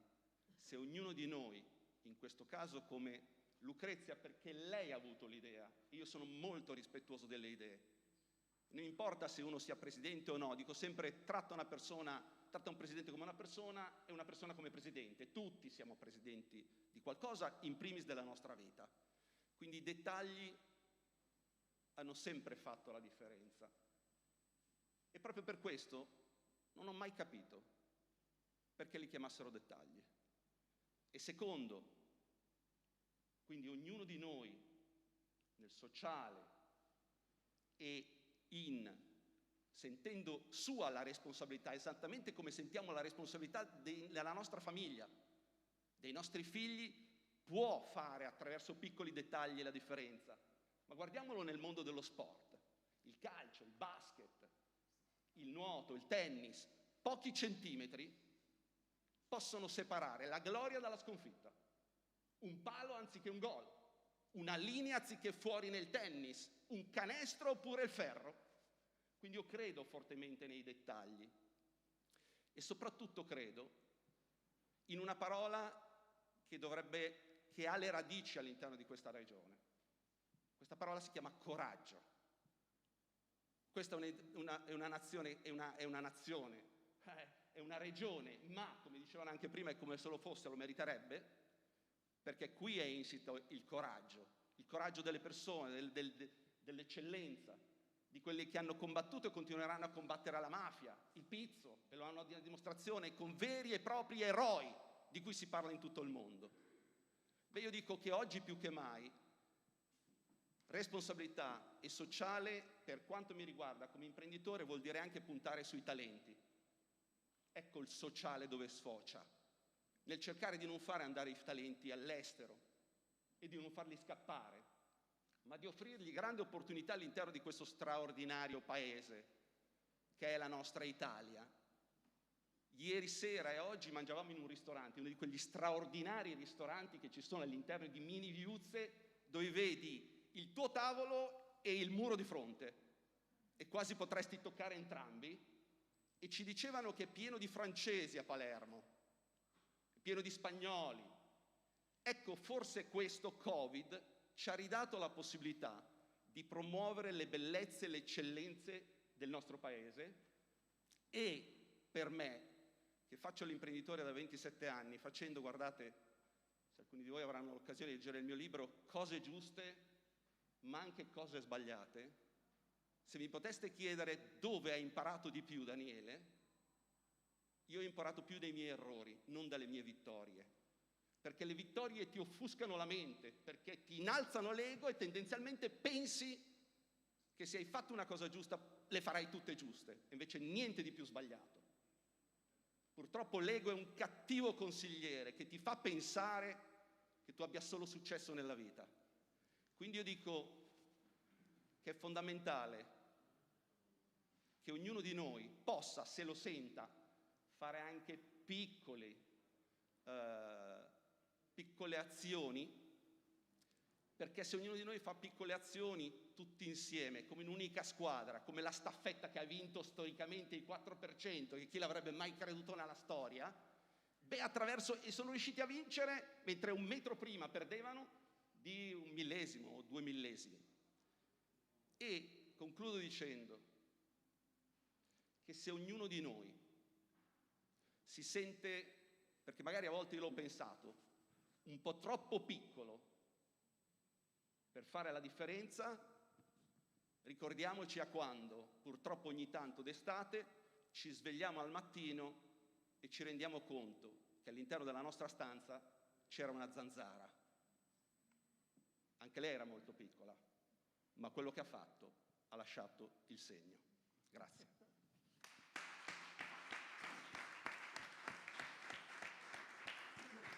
Grazie per questi contributi e per la vicinanza e la sensibilità appassionata nei confronti della Sicilia, vedo. Allora, proseguiamo. È doveroso. Prego? È doveroso quello che ci ha fatto. Ne siamo onorati, diciamo. Allora, proseguiamo adesso con Concetta Di Benedetto, che è referente delle Milan Urban Food Policy Pact. Sì, Prego. salve a tutti. Grazie sempre a Davide e a Giuseppe per avermi voluta qui. Oltre al fatto di essere referente del Milan Urban Policy Pact, nato nel 2015, tra 430 città che hanno firmato questo protocollo con Ban Ki-moon, ma vi giuro che non c'ero, l'incarico è venuto dopo, si occupa della promozione di politiche alimentari contro lo spreco e la valorizzazione di tutto quello che è produzione autoctona, e devo dire che si lavora benissimo. È un contatto, veramente una rete strepitosa, da Tel Aviv a Bangkok, a New York, New Delhi, tutte le maggiori città europee. Però quando si parla di sociale sono felicissima, altre volte sono stata invitata per questo ruolo e devo dire che il coordinamento che dentro il Comune di Milano ha assolto veramente un grandissimo compito con la distribuzione di generi alimentari nelle città più colpite. Bergamo, una di queste, si è lavorato veramente tanto in rete con tutte le città italiane. Però sono anche qui. Io sono un assistente sociale, devo dire che a volte faccio anche fatica a dire di essere un assistente sociale, ma non perché me ne vergogni, sono assolutamente orgogliosissima di esserlo, perché parlare di sociale oggi mi viene veramente un poco complicato, in particolare quando guardo all'altro lavoro che faccio. Sono la referente del benessere aziendale e delle pari opportunità del Comune di Palermo. Parlare di benessere aziendale in un ente pubblico privato è parlare di sociale. Oggi affronto quotidianamente, ricevendo i colleghi, patologie da stress correlato, mobbing. Non riesci a conciliare il tuo carico di vita, carico personale, sia con i carichi di lavoro. Non è facile fare smart working. Persone che erano assolutamente isolate, emarginate in ufficio, hanno continuato a soffrire di isolamento. Non è facile, è complicato. Qui ho Monica che collabora con me, anche se non ho particolari problemi, preferisco andare a lavorare, quindi sono in smart working e chiedo permesso di andare in ufficio. Ma quello che più mi colpisce, gli stati di ansia, di demotivazione, vero, soprattutto negli enti pubblici si annidano persone che a volte sembra che vogliono lavorare poco, ma in realtà è perché le persone non sono gratificate. Altro diceva, mi ha colpito tantissimo, e poi devo dire, apro e chiudo, è bella questa energia che sta venendo fuori. E allora quando riusciamo a metterci insieme, mettendo insieme non i piccoli egoismi, non a cosa mi serve Davide Morici o a cosa mi serve Cettina, a cosa mi serve Claudia, ma in un confronto aperto in cui l'obiettivo è più grande. E allora vedete quanta bella energia si sviluppa. Vedo anche amici seduti là, Claudia, con cui da anni ci confrontiamo. Per me Claudia è un mito, devo assolutamente dirlo. Ed è questo quello che veramente mi affligge nel lavoro di ogni giorno. Abbiamo bisogno di modelli, si parlava qualcuno, vado mutuando le parole che sono state dette, sviluppo. Non ci può essere sviluppo se questo non è equo e solidale. Non ci può essere, è innovativo, deve essere, ma deve essere innovativo ripartendo dalle radici. Non può esserci sviluppo se non è equo, solidale, innovativo, intergenerazionale. Io vorrei tanto che giovani ai 60enni, ai 70enni ci mandassero a casa, però ascoltando. Ma oggi mi pongo il problema, sono gli adulti che emarginano i giovani o al contrario? Non riusciamo più a parlarci né tra coetanei né a livello intergenerazionale. Io nasco olivettiana ormai da anni, il mio mito è Adriano Olivetti, e non parliamo di un imprenditore che ebbe scarso successo. Quando morì nel marzo del 1960 ha lasciato 36.000 dipendenti in tutto il mondo con la famosa macchina da scrivere Lettera 22. Tra l'altro il suo team di ingegneri aveva già messo a punto il primo personal computer. Ma Adriano Olivetti diceva che per fare impresa e farla con successo occorreva partire dalle persone e non dal profitto. Ivrea è diventato un modello culturale, imprenditoriale, sociale. Ricordo sempre, oggi si dice che a gestire le risorse umane possono essere, devono essere persone che hanno anche una preparazione in scienze umanistiche. Bene, penso che molti di voi abbiano sentito parlare di Tiziano Terzani. Tiziano Terzani fu chiamato da Olivetti a gestire le risorse umane. Un giovanissimo Claudio Abbado andava a fare i suoi concerti dentro la fabbrica di Ivrea, dove c'era la biblioteca, la casa editrice La Comunità, vi dice La Comunità, fondata da Olivetti, i primi asili nido, le possibilità di studiare, i quartieri che non erano, oggi vedevo lo Zen 1 e 2, i quartieri degli operai e dei quadri dirigenti sono un esempio magnifico di architettura. Ivrea è diventato un modello per tutti. E allora, se si parte dalle persone, si può fare impresa, si può fare sviluppo, non tralasciando le radici. Tanti anni fa ormai ho fatto un progetto con altri e con fondi ministeriali che era il ricambio nell'arte orafa e argentiera a Palermo, che ci vede tra i primi, tra l'altro ci sono tutte le radici arabe, spagnole, eccetera. Abbiamo esempi di oreficeria magnifica. Sapete negli ultimi anni quante botteghe orafe e argentiere hanno chiuso? 300. Non c'è ricambio generazionale. Gli ultimi orafi, artisti orafi li ho incontrati qualche tempo fa, addirittura hanno richieste dal Giappone, dagli Stati Uniti, non trovano ragazzi che vogliono accostarsi. E ritornando appunto al discorso, al modello olivettiano, ripartiamo dalle persone, con qualsiasi forma di comunicazione digitale, incontriamoci per Zoom, per webinar, ma ripartiamo dalle persone. Se vogliamo costruire futuro non ci può essere futuro se non in questa maniera, ciascuno con la propria diversità di identità. E l'ultima cosa, visto che sarei la referente delle pari opportunità, sviluppo economico, sociale, deve essere equo, solidale e non può prescindere dalle donne. In altre occasioni ho detto, noi siamo la parte creativa del genere umano. Purtroppo, a differenza di decenni fa, oggi siamo anche meno solidali tra di noi. L'ho visto anche in campo professionale, là dove devo risolvere situazioni di disagio lavorativo e sono le donne un po' più osteggiate da altre donne. E anche per questo, secondo me, non riusciamo a realizzare le pari opportunità. Diamo maggiore spazio alle donne. Quando Claudia, grazie a Claudia, con il progetto Donna al Quadrato vengono fuori dei dati che sono inconfutabili, siamo pagate di meno, abbiamo meno possibilità di fare carriera, non mi piace la parola carriera, di realizzarci, anche perché mancano politiche di supporto alla conciliazione vita-lavoro. Quindi non prescinderei anche dalla presenza femminile, che va valorizzata, non discriminata, e basta. Quindi invito anche, per fortuna grazie a Beniamino De Liguori, che è il nipote di Adriano Olivetti, è rinata di nuovo la casa editrice La Comunità. Mi piacerebbe forse fare anche delle letture al Comune di Palermo, senza logica di profitto. Guardiamo e partiamo dalle persone. Questo è fare sociale, dare questa accezione meravigliosa. E grazie veramente, le energie positive stanno passando. E grazie sempre a Davide e a Giuseppe. Grazie.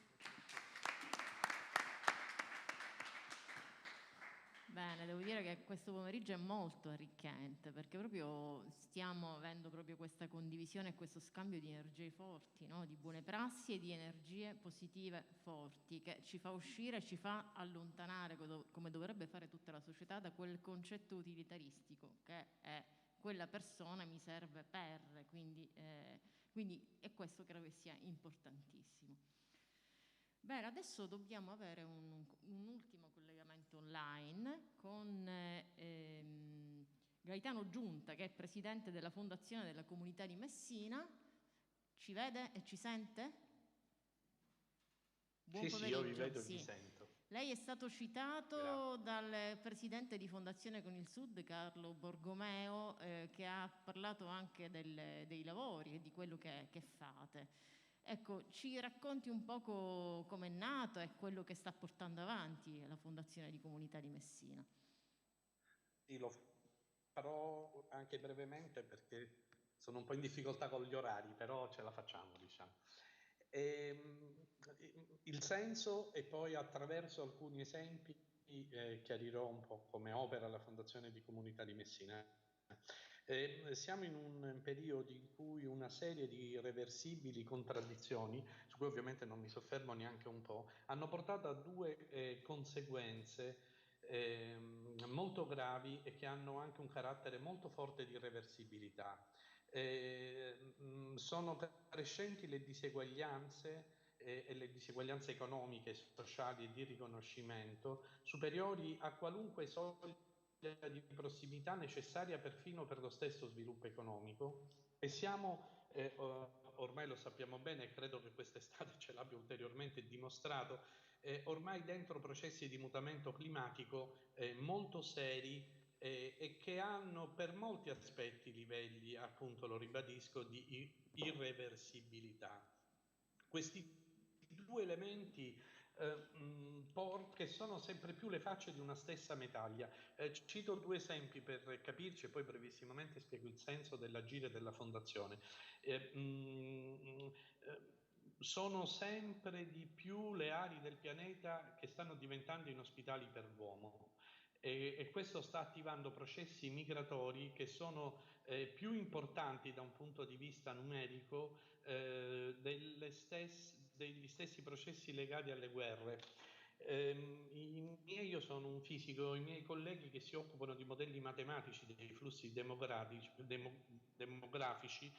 ci dicono con chiarezza che nei prossimi 20-30 anni si metteranno in movimento dalle 600 agli 800 milioni di persone a causa appunto dei processi di trasformazione del pianeta.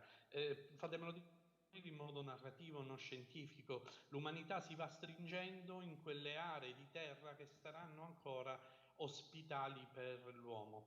Pensate quanto le politiche delle motovedette nel Mediterraneo sono politiche, diciamo, risibili. Secondo esempio che fa capire come questi due processi irreversibili sono le facce di una stessa medaglia. Messina è e poi, perché poi anche in un esempio positivo dirò qualcosa su questo. Messina è una delle città che ha la più alta emergenza abitativa nel mondo occidentale. Pensate, ci sono ancora oltre 2000 famiglie, quindi circa 6000 persone, che vivono nelle baraccopoli d'amianto originate dopo il terremoto del 1908 e che vivono sotto il controllo spietato della criminalità organizzata. Le persone, i nostri studi epidemiologici ci dicono, vivono in queste enclave di degrado da 3 a 7 anni in meno della vita media della città. Per trovare queste differenze dovete confrontare alcune aree dell'Africa e dell'Asia con l'Europa, col mondo occidentale. È difficilissimo trovare queste stesse differenze di vita media nell'ambito dello stesso mondo occidentale. Questi fatti che ho davvero brevemente tracciato, su cui la Fondazione fa molta ricerca scientifica in connessione con centri di ricerca di tutto il mondo, ci dicono con chiarezza che siamo davanti a una necessità di generare una metamorfosi da noi stessi, proprio come umanità.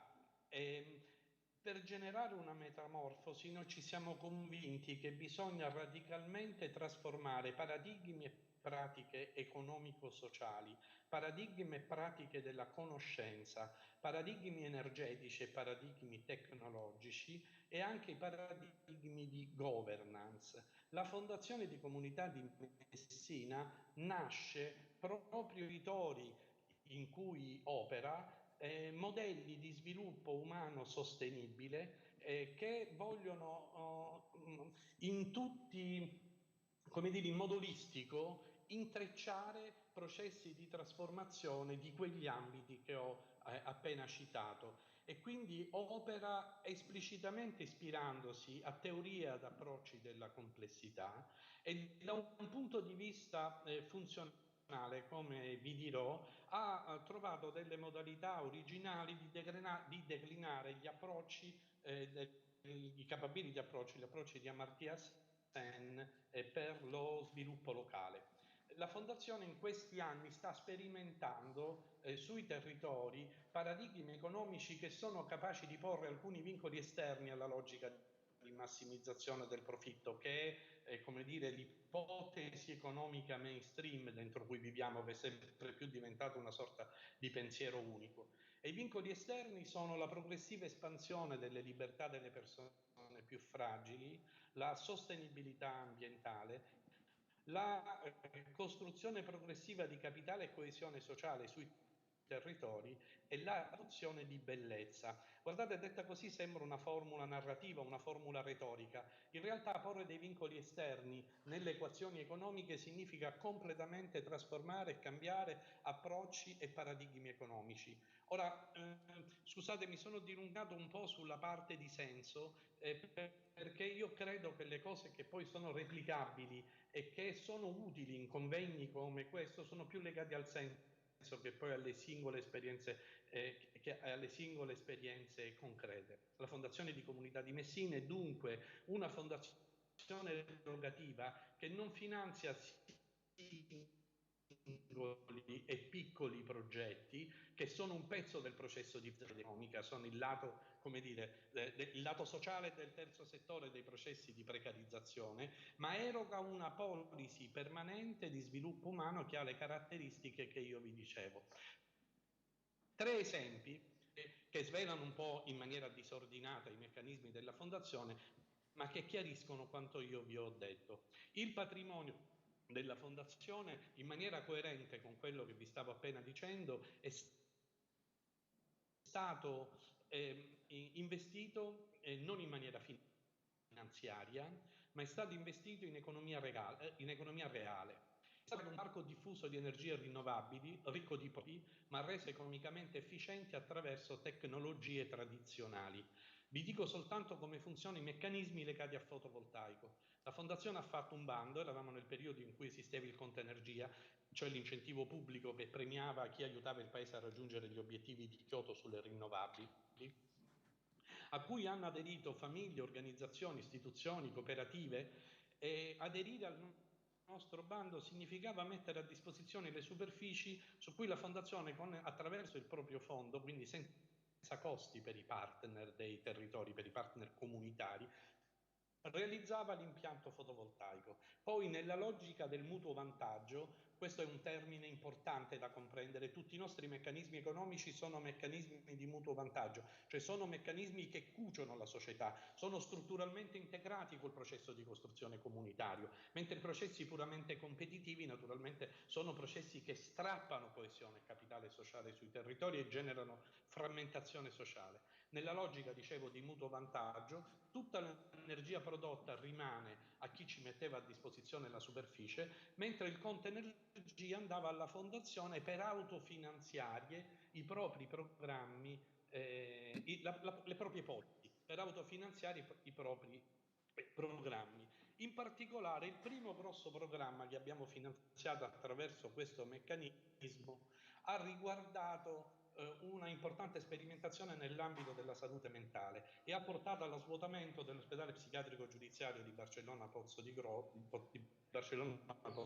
un momento di grande crisi umana di questa istituzione totale, di questa drammatica istituzione totale, attraverso però progetti personalizzati di inclusione sociale, lavorativa, perché noi dal rendimento del fondo potevamo finanziare i gap di produttività di una persona che lavorava in un'industria, in un'impresa, in una cooperativa, i gap di autonomia necessari perché una persona potesse vivere in una casa scelta da lui e non per forza in una istituzione violenta nel senso, ovviamente lo dico psicologico, ma nel caso della psichiatria a volte non soltanto nel caso psicologico. La Fondazione attraverso le sue policy ha sostenuto la rigenerazione di 6 aree territoriali di grande pregio ambientale e architettonico, ha promosso la nascita e lo sviluppo di oltre 130-140 nuove imprese su tutto il territorio regionale, ma prevalentemente nell'area vasta dello stretto di Messina.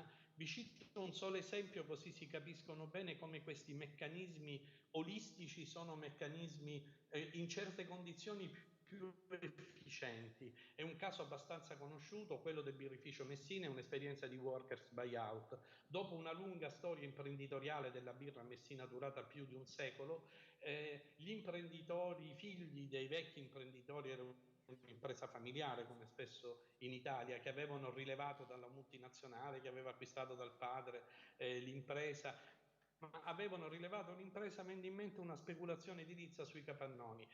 Quindi mettono in lista di mobilità i lavoratori e chiudono il birrificio, anche se in realtà il birrificio funzionava. I lavoratori per 1 anno e mezzo fanno un presidio in strada insieme alla CGIL per cercare un nuovo imprenditore che rilevasse lo stabilimento, cosa che non è successa, e allora la CGIL ci ha chiesto se in queste nuove logiche, in questi nuovi approcci, in questi nuovi paradigmi economici che la Fondazione sostiene, modellizza, sperimenta, valuta e valida, era possibile ripensare la rinascita del birrificio.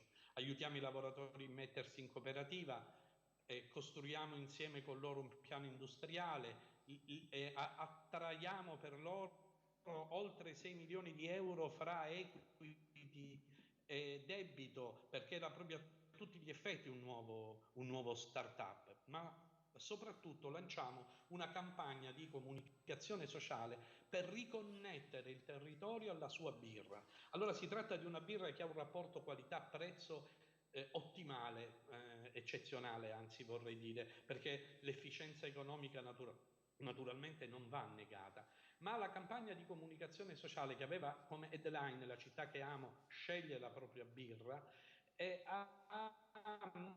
come dire, scattata questa sorta di molla, ma non soltanto di solidarietà. Comprando una birra che aveva, lo ribadisco, un rapporto ottimale qualità-prezzo, significava contribuire a restituire dignità e lavoro ai concittadini. Non vi do numeri, vi do ancora una volta un indicatore narrativo. Pensate, all'inaugurazione degli stabilimenti c'erano oltre 5.000 cittadini che festeggiavano con i lavoratori che si erano costituiti in cooperativa attraverso questo interessante processo di workers buyout. In questo momento la Fondazione, per esempio, ha altri 4 cantieri di workers buyout aperti. Sono oltre 400 i posti di lavoro produttivi che le politiche della Fondazione hanno generato in questi anni. E Vi faccio un ultimo, forse penultimo esempio per chiudere, che riguarda le baraccopoli con cui aveva aperto. In una prima fase la Fondazione costruisce un network di ricerca internazionale, di cui facevano parte l'MIT di Boston, Politecnico di Milano, 6 istituti del CNR, per fare audit e per portare avanti anche ricerche nel campo dei materiali, delle metodologie costruttive e anche dell'ingegneria sostenibile che potessero sostenere questi processi di riqualificazione urbana e di restituzione di dignità, casa, lavoro e nuovi beni relazionali alle persone che hanno vissuto per molte generazioni nelle baraccopoli. Dopo una prima sperimentazione interamente finanziata da noi, insieme a Fondazione Con il Sud e Fondazione Cariplo, il progetto viene scalato nell'ambito del programma di riqualificazione delle periferie urbane con capofila il Comune di Messina, e questo processo di rigenerazione attraverso meccanismi economici che non c'è il tempo oggi naturalmente di raccontarvi, ha portato 200 famiglie, quindi circa 650 persone, a uscire dalle baraccopoli, ad andare a vivere in una casa dignitosa. Ho quasi metà di queste in una casa di proprietà, operando il più grande meccanismo di redistribuzione della ricchezza dal dopoguerra a oggi nella mia città, e moltissime di queste persone sono emerse dal lavoro nero, perché il meccanismo d'acquisto della casa prevedeva un complemento finanziario che, seppur costruito con strumenti di finanza etica, uno è lo strumento di microcredito generato dalla fondazione, l'altra è la Banca Popolare Etica, i partner finanziari prevalenti. Naturalmente ci sono comunque delle regole che gli strumenti finanziari non potevano trasgredire, quindi è stata una leva importantissima per l'emersione dal sommerso e dal lavoro nero, e decine di queste persone oggi, oltre a una casa dignitosa e di proprietà, hanno anche un lavoro regolare. Un ultimo esempio, e mi connetto con l'ultimo intervento che ho sentito, perché c'è una chiara ispirazione olivettiana in questo tipo di processo. Siamo in un'area interna della provincia di Messina, Roccavaldina, dove erano stati costruiti, come in moltissimi territori del Mezzogiorno, delle aree artigianali, delle aree industriali completamente abbandonate. La Fondazione ha preso quella appunto della provincia di Roccavaldina, sta completando un programma di ricerca insieme a una importante cooperativa sociale, peraltro socia fondatrice della Fondazione di Comunità, il Dipartimento di Nanotecnologie di Venezia e il Dipartimento di Ingegneria di Messina, e abbiamo tirato fuori un nuovo materiale, nuove bioplastiche, che nascono dalla estruzione, il termine tecnico, comunque diciamo dal trattamento delle trebbie di scarto del birrificio Messina. Questo è un esempio, non so se lo vedete, del nuovo materiale che abbiamo tirato fuori. E ora nascerà in questo polo industriale un polo appunto industriale su questo biomateriali, e stiamo aiutando ora a connettere la cooperativa anche con le più importanti fabbriche di giocattoli italiane ed europee, per tirare fuori dei nuovi oggetti di gioco, design per bambini costruiti con questi biomateriali.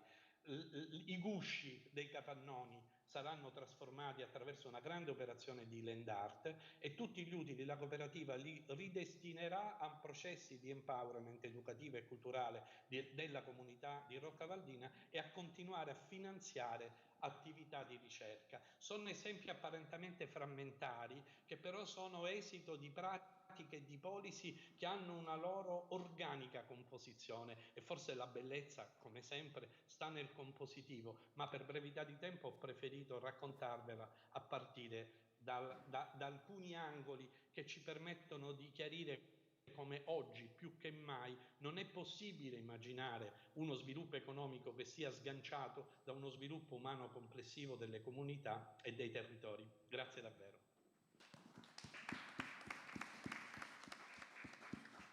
Grazie davvero a lei e complimenti veramente per tutto quello che state facendo per Messina, a partire soprattutto dalla cura delle persone che hanno maggiore fragilità sociale, no? Così come lei ci ha raccontato. E adesso siamo arrivati all'ultimo intervento, che è del presidente di TED Formazione, Giuseppe Pipitone. Prego. grazie per essere qui, per averci invitato. Io ringrazio gli amici di Io Compro Siciliano perché è grazie a loro che oggi ci potremo trovare qui e possiamo rappresentare a tutti quello che facciamo. Noi eravamo una piccola realtà, oggi una media realtà, lavoriamo pressoché nella provincia di Palermo e anche Palermo città. Noi perché ci occupiamo anche di conseguenza di sociale? Noi siamo un ente di formazione. Già basterebbe questa parola per spaventare chi ci ascolta, perché la formazione è stata collegata, soprattutto negli ultimi anni, alla politica, a un'accezione un po' brutta del proprio termine. In realtà noi riteniamo, e io e mio cugino Tony Marfia abbiamo deciso proprio di fondare questo ente, perché riteniamo che la formazione sia una delle parole fondamentali, se poi applicata alla pratica, per ogni ragazzo, per ogni persona. Se noi siamo il presente o anche il futuro, quello che certamente il futuro possono essere i nostri figli, i ragazzi. E allora se parliamo di sociale non possiamo che parlare di ragazzi, perché sono quelli che rappresentano il futuro. Ma per parlare di ragazzi bisogna prima istruirli e formarli. Quello che per noi è fondamentale è una buona istruzione, ma una solida formazione, perché se manca l'istruzione e se manca la formazione, manca il lavoro. Allora noi tutti sappiamo benissimo che quello che oggi rende schiavo ogni cittadino è l'assenza di lavoro, l'assenza di economia, l'assenza di indipendenza e l'assenza di conseguenza di libertà. Perché se manca la libertà si diventa schiavi, schiavi del sistema politico, schiavi del sistema partitico, schiavi di molte e mille logiche. E noi tutti sappiamo nella nostra terra quali sono le logiche territoriali. Noi le lavoriamo in ambienti difficili, in territori difficili. Ho parlato e parlavano poc'anzi i miei illustri predecessori di zone complicate. Noi abbiamo diverse sedi, abbiamo ormai 8 sedi e lavoriamo circa annualmente con 1000 ragazzi. Abbiamo sede, dicevo, a Brancaccio e soprattutto Zen Marinella. Conosciamo benissimo quelle che sono le realtà e le problematiche sociali. Poc'anzi hanno parlato anche di dispersione, ma anche di evasione scolastica. Basta considerare questo dato per tutti. Si diceva anche che la matematica non è un'opinione, è una certezza. Il 25% dei ragazzi non consegue la maturità, non consegue il diploma. Quindi cosa significa questo 25% di ragazzi? Significa che il 25% di ragazzi non lavorerà mai, o farà lavoro nero, lavoro sottosviluppato, sottopagato, per non dire si dedicherà alla micro o macro delinquenza. Allora perché istruzione e formazione? Istruzione e formazione permette di dare un'opportunità, una possibilità a questi ragazzi, ma non parliamo di possibilità in termini aleatori, parliamo di possibilità in termini pratici. Perché cosa siamo noi di TED? Noi siamo, io la dico sempre in maniera semplice, una scuola dei mestieri, perché ormai, per la verità, pochi giovani hanno voglia di studiare. Chi ha figli lo sa benissimo, le difficoltà scolastiche, computer, PC, giochi, tablet e quant'altro. Ormai sono pochissimi i ragazzi che leggono, sono pochissimi i ragazzi che studiano, sono pochissimi i ragazzi istruiti. E allora non tutti possono studiare, ovviamente, se non tutti possono studiare, una buona parte deve andare a lavorare, ma per andare a lavorare deve sapere cosa andare a fare. Allora cosa c'entra TED con Io Compro Siciliano? C'entra, perché se c'è qualcuno che compra, c'è qualcuno che vende, e se c'è qualcuno che vende, c'è qualcuno che produce. Allora chi è che produce oggi? Produce, e noi chiaramente vogliamo puntare sul territorio e dare la possibilità ai ragazzi giovani, perché noi ci dedichiamo e formiamo, prima li istruiamo, i ragazzi dai 13 ai 20 anni, ragazzi che ovviamente iniziano a preparare un percorso e vengono reinseriti da noi stessi nel mondo concreto, mondo del lavoro. Noi ovviamente siamo preparati e li forniamo soprattutto nel mondo della ristorazione e noi sappiamo benissimo oggigiorno quello che richiede il mercato. Si legge anche notizie di pochi giorni fa, se non anche di oggi, i ristoratori locali che non riescono a trovare ragazzi giovani che vogliono dedicarsi a questo tipo di attività. Sì, è vero che è anche sottopagata, ma è vero anche che c'è il reddito di cittadinanza, il sussidio ovviamente, che mantiene la situazione attuale, ma non permette ai giovani di svincolarsi. Ovviamente i sussidi non fanno bene alla collettività, al momento fanno bene, ma alla lunga, ovviamente a lungo termine, non possono che fare male. E allora se si forma un ragazzo, se si dà un'attestazione, ma non è un diplomicchio, non è un certificato di consolazione, è un attestato dopo un percorso veritiero e reale che gli permette di inserirsi. Allora noi cosa abbiamo pensato insieme agli amici di Compro Siciliano? Abbiamo pensato, ma cosa dobbiamo fare oltre che istruirli e formarli? Come li possiamo inserire in concreto nel mondo del lavoro? Che occasione possiamo dargli? Bene, anche alla luce della nuova legge che è stata promulgata nel 2015, la cosiddetta Buona Scuola, esiste l'istituto dell'impresa didattica. Cos'è un'impresa didattica? Un'impresa didattica non è altro che un'azienda gestita e coadiuvata, formata da studenti, che purtroppo al momento è in studio sperimentale, ma si spera che diventeranno progetti ben precisi, a cui ci stiamo dedicando e che verrà avviata quest'anno presso la nostra sede della Marinella, in cui una ventina di ragazzi, 20-25, per ora dei terzi e quarti anni, quindi già ragazzi che hanno intrapreso un percorso, potranno essere inseriti già nel mondo lavoro mettendosi loro in prima linea. Cioè significa che già i ragazzi avranno possibilità di mettersi in pratica con le loro maestrie e con i loro docenti e con i loro manager, potranno decidere cosa fare, cosa creare, cosa vendere, cosa produrre. Ovviamente questa è un'ottima chance, perché significa che permette al ragazzo di avere una cognizione concreta, perché fare impresa non significa saper fare una cosa e mi apro un'azienda, mi apro la partita IVA.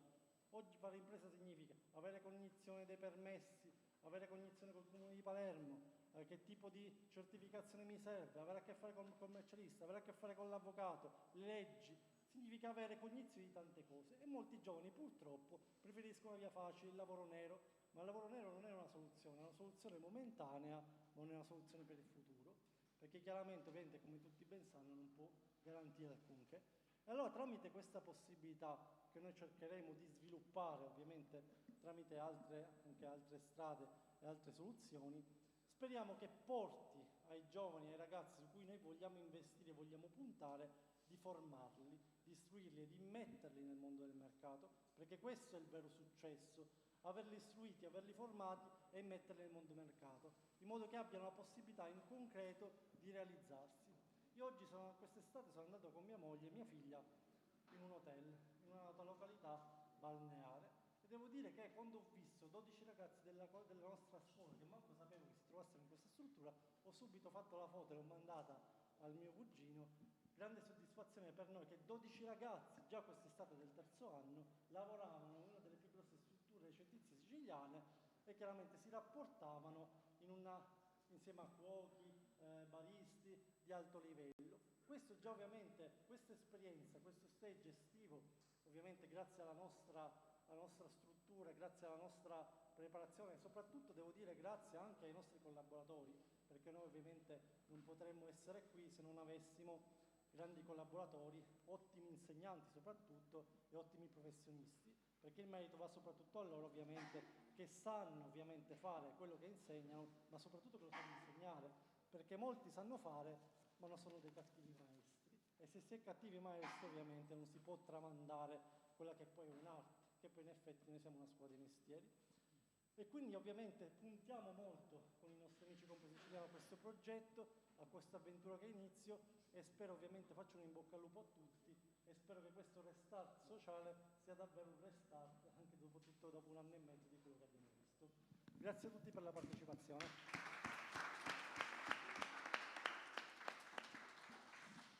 Bene, le sollecitazioni sono state tantissime, quindi se c'è qualcuno che vuole fare qualche domanda si può avvicinare e presentarsi, e saranno anche loro stessi, Davide e Giuseppe, a rispondere.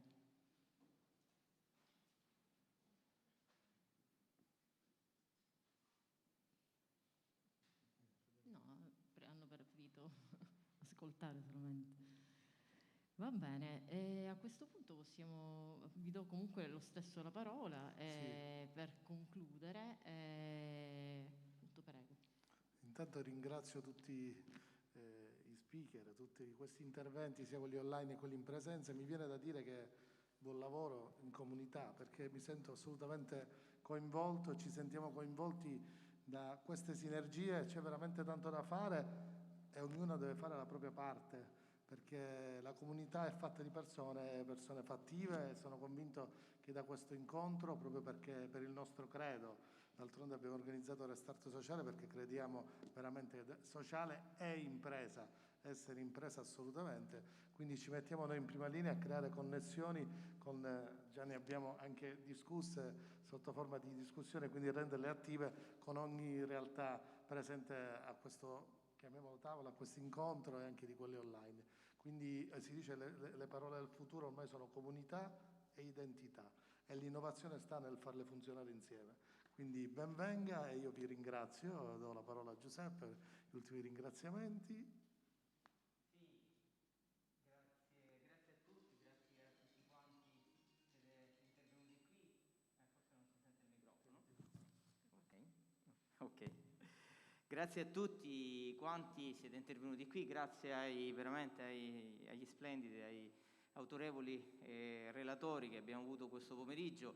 Sicuramente in questo momento mi sento emozionato perché penso che abbiamo dato un qualcosa non solo a tutti i siciliani, ma attraverso i social un po' in tutto il mondo, perché la grande community di Io Compro Siciliano è composta sì dal 70% circa di siciliani, ma è composta dall'altro 30% che ci seguono un po' da tutto il mondo. E quindi da questo pomeriggio sicuramente emergeranno delle policy, delle buone pratiche anche per altre comunità, altre nazioni, altre regioni. Questo è un qualcosa di bello e spero realmente che questi 2 giorni di restart restino nella mente di tutti per ripartire realmente con un'altra voglia. Vi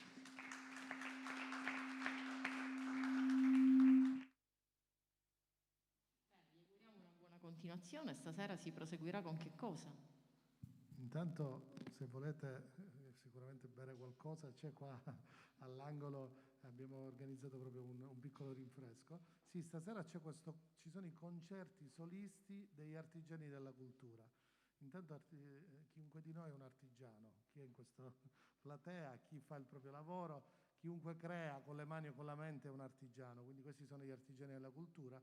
E stasera ci saranno 7 artigiani che si esibiranno come se fossero dei musicisti solisti, ognuno realizzerà la propria opera, nel caso del musicista suona il proprio brano, invece nel caso del pittore, nel caso del ceramista realizza la propria opera e sarà proprio quella l'esibizione. È una cosa particolare che vi invito alle 8:30, l'ingresso è sempre gratuito. Domani mattina alle 10:30 invece convegno Restart Impresa, molto importante, con relatori assolutamente altrettanto qualificati. Invece alle 15:30 Restart Turismo, convegno sul turismo. Chiuderemo così la sessione dei convegni e domani sera invece Sicily On Air alle 21, sempre all'interno del Museo del Riso, che è il talk show, la nostra produzione che abbiamo portato in TV negli scorsi mesi e che domani sarà in forma live con ospiti eccellenti. È un talk show molto dinamico, molto glamour, a cui piace partecipare. Vi invitiamo a seguire anche le dirette oppure se volete in presenza. Intanto vi ringrazio a tutti e a tutto il popolo Io Compro Siciliano che ci ha seguito online. E grazie a te, Serena. Un applauso, grazie. Grazie a tutti voi. Buona continuazione.